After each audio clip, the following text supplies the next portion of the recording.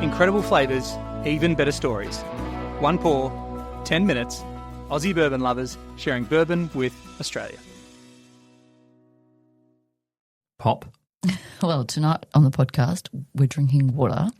But if you aren't doing Dry July with us, we're going to take you back to an episode at Larrikin. That's right, sitting down in Lawrenceburg, Kentucky with Greg Keeley, the founder and master distiller at Larrikin. And we're going to talk to him, or we're playing the episode about Cigar Blend, which he reveals is mostly just all about marketing and how he's not a massive fan of Amburana, but created a blend that does have some Amburana in it, and kind of what that all means and why cigars are important to the bourbon culture. Yeah, and while you listen to that, we're going to drink some water. So enjoy. Here's to Greg and some Larrikin, and hopefully we don't end up on his Wanker Wednesdays, Dave, drinking water at a bourbon podcast. Oh, careful.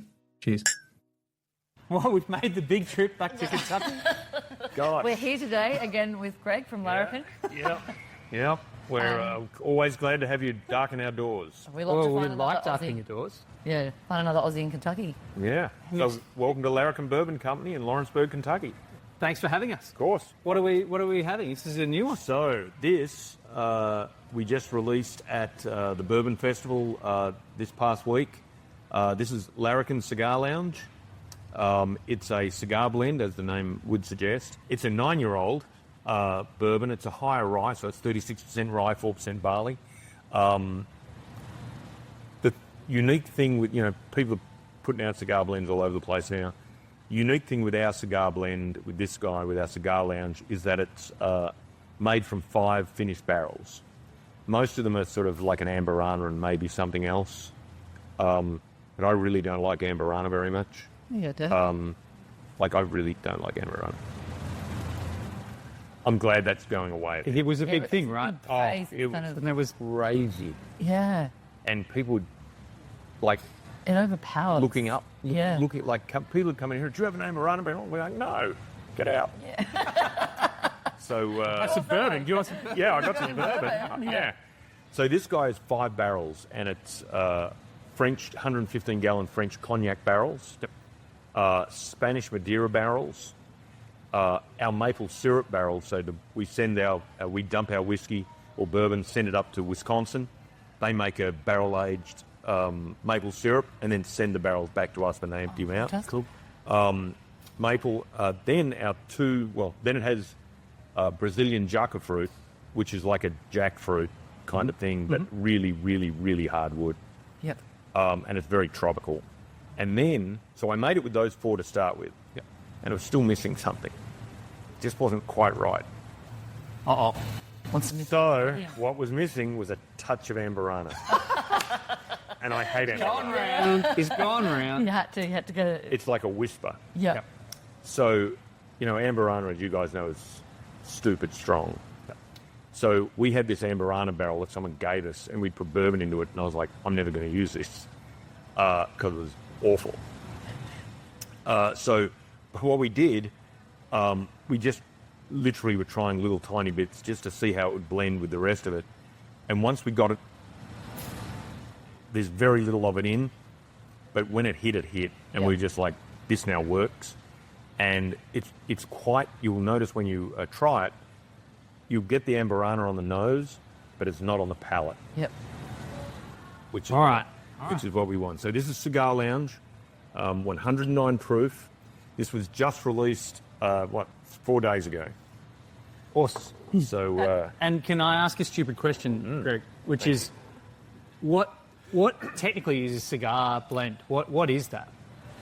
marketing bullshit. So does it taste nice with a cigar? Like That's the plan. That's the plan. Yeah, it's meant to taste.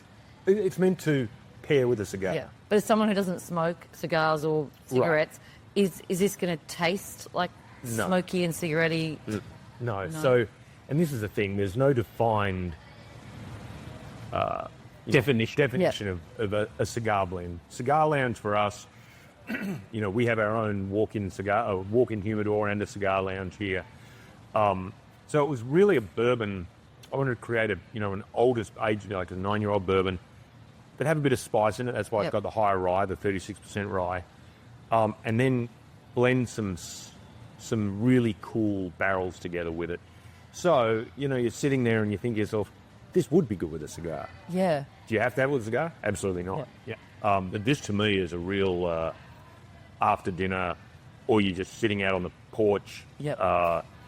and you're done for the day and you're just having one or two. And, Yeah. It's a sign-off drink for the evening. It's a bit of cinnamon sponge on the nose. And that's that What's that? Amburana on the front end. Yeah. Yeah. You get a lot of different... It's not, you're right, though, because I'm thinking of what this one bottle I got at home of Amburana is like just a bit too much. Picture it from just down the road, not far. There was one I had at Bourbon Festival, and I was just like I was with the guy that made it, so I couldn't go. But it was Like, I hard want for me to- to drink. Too much. Yeah. Sometimes they're too much. I couldn't even smell it, really. Yeah. All right. But that's got like lots of nice flavours on the nose. What's the verdict? Right. Oh. Yeah, there's a lot going on. It's rich. Yeah. It's kind of like a complex dessert. I feel like I'm having a dessert It's like that's got like the lots layers. of bits to it. Tiramisu Yeah. kind of Yeah, go yeah, on. exactly, yeah. Like just for the first time that I've had a number of these when we're making it. For the first time, I just got a bit of burnt sort of sugar, which I hadn't gotten out of it before. Yeah, or like almost like a cookie or like a biscuit base of a cheesecake or something like that. Oh, Yeah. That's my favourite thing. Yeah. I can do away with the rest of the cheesecake. Just The with a base. biscuit base. Yeah, that buttery, crunchy, almost like a chocolate biscuit base though. Because I'm getting the dark chocolatey. I do too. Yeah. Like they're almost like the Right cocoa back- nibs. Oh yeah, yeah. Yeah. Yep. It's like definitely got that. That would go really nicely with a dark piece of chocolate. And it's funny as well, like because I think does. some people, a bit like you and I, have got the aversion thing of the Amburana. It's not really present here. No, it But it's funny, before we put it in, it was a bit, wasn't quite right. no. Yep. It was a bit like, it wasn't wishy-washy. It was still really good. It would have been a good bourbon, Yep. but it wasn't a cigar blend bourbon. Yeah. Nothing that you would immediately think, because a lot of people associate Amburana with a cigar blend. Yep. So, we couldn't just make up our own thing. Well, we could if we'd done it before, but in this occasion, we wanted to make sure it, kept a little bit of the DNA of what Yep. people expect a Cigar blend blend to to be. be, yeah. Yeah, so, this is 109 or 100, it was 110. By the time it went in the bottle, it was 109.1. 9 years old, 36.4 mash bill, and this was the hit of the huge hit of the festival. Yeah.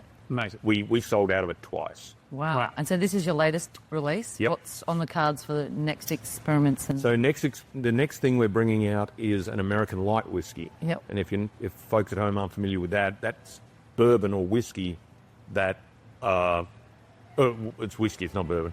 It's but it's the same White Dog, but it goes into a second use barrel. So it's a barrel that's already had our bourbon in it, and we made that as a blending because you can make it at a much higher proof Yep. because it's not bourbon. Right. So we made this at like 100 and, well, it's come out at about 145 proof. And as I say, it was just going to be a blender. But we cracked the first one, and it was so stinking good. I was like, hang on a sec. Cracked another 2 or 3, and I don't like light whiskey, American Yeah. light whiskey. They were amazing. And it's a 7, 8 year old, depending on when we put them up. And we're going to release them as single barrels. They've been so good. So can I just, because I'm not super familiar with it, so it's the first next fill, it's a second fill of a bourbon barrel. So it's one of your bourbon barrels and you've just put this higher proof barrel fill. Yeah, it's basically the same liquid we put in here. Yeah. But we don't have to proof it down. So it pretty much goes in as it comes on. Yep. Yep. So, and it's White Dog. It's just clear. It's like Yep. vodka or whatever. When it goes, well, not vodka, but you know what I mean. It looks like vodka. Yeah. And then you just put in the barrels. And I think because, maybe it's because of the French oak. Maybe it's because the whiskey in them originally was good. But there's a lot of good whiskey out there that hasn't produced, to my mind, good light whiskey. Good light whiskey. And this just did, and I was shocked. Yeah. Like, we were all shown, we're like, okay. And the great thing is, there's a lot of people that hunt higher proof whiskey. Yeah. I'm not one of them, but people love it. Yeah. So this they'll really like it. Yeah. I've been meaning to ask, since we first discovered that you're was an Aussie distilling in Kentucky, and we fell in love with the people around the bourbon culture in Kentucky and all that kind of stuff. What do you think about? I've got this strange hypothesis, Greg, that there's a lot of strap in, mate. There we go. Hang on. All right. That there's a great consistency between bourbon culture and Australian culture and the mateship and the camaraderie and stuff. Yeah.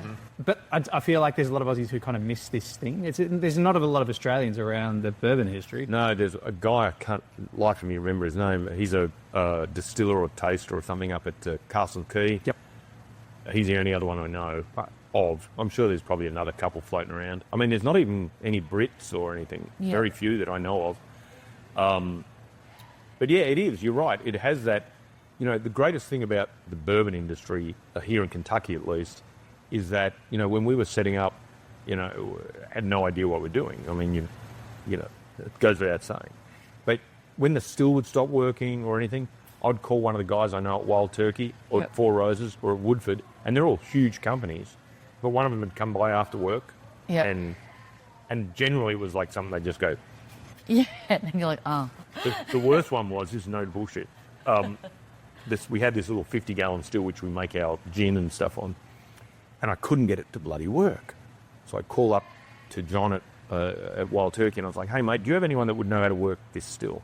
He's like, "Yeah, we've got a few of those here. One of the boys will come up." So one of the guys comes up after, and he said, "Have you flicked the whatever switch on the back of the?" I didn't even know what he was talking about. I was like, "Well, of course I have." Yeah, you can see what this is. So the guy comes up who I didn't know, and he literally, I say, "Hey," and he's like, "Hey." He walks past because the doors are up there and it's just open. Walks past, literally leans down, goes,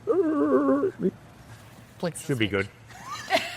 And then he literally, he did it. He was awesome. And he just said, "Should be good." And he just walked off. So good. That's so good. Oh, it was, and he's a great guy. He comes in here all the time now. Yeah. But, but that's what the industry's like. Everyone helps each other. Because I don't compete with Wild Turkey, you know. No, there seems to be this, like, it's like a camaraderie thing rather than really a competition. Everyone, like, lifts each other up and... Right. I mean, Jimmy Russell is the godfather of the bourbon industry, right? He lives a mile from here. Yeah. And he's up at, he's pretty old. He's probably in his early 90s now. But he and his wife, sit up there 2 or 3 days a week and they sign bottles and take people. Like, he's the godfather of the industry. He sends people down here every single day. It's amazing. Whenever he's up there, people come in, "Oh, Jimmy Russell sent us." And we're like, "Cool. Thanks, Jimmy." Just my man, Jimmy. Yeah. Okay, quick, funny Jimmy Russell story.